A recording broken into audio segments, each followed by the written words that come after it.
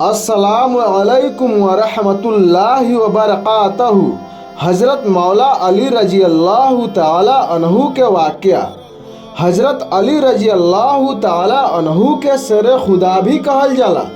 अल्लाह के प्यारे नबी हज़रत मोहम्मद मुस्तफ़ा रसूलुल्लाह सल्लल्लाहु अलैहि वसल्लम के चचेरा भाई और दमाद हज़रत अली रजी अल्लाह ताला अन्हु के पैदाइशी इस्लामिक कैलेंडर के हिसाब से 7वां महीना 13 रजब 600 ईस्वी के भइल रहे। हज़रत अली रजी अल्लाह ताला अन्हु के पैदाइशी खानाए काबा के अंदर भइल रहे।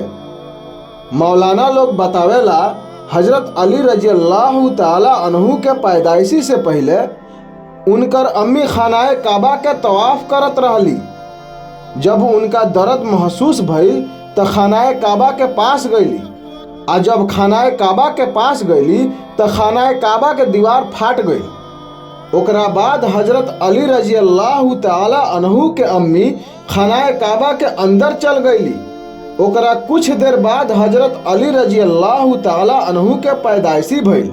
खानाए काबा के अंदर हज़रत अली रजी अल्लाह ताला अन्हु अपना अम्मी के साथे 3 दिन तक रहल रहनी। हज़रत अली रजी अल्लाह ताला अन्हु के अब्बा के नाम अबू तालिब इब्न अब्दुल मुतल्लिब और अम्मी के नाम फातिमा बिन्त असद बा।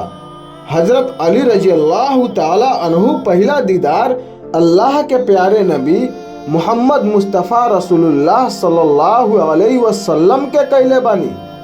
या रसूलुल्लाह सल्लल्लाहु अलैहि वसल्लम, आप हम सब पे नजरे करम फरमाइए।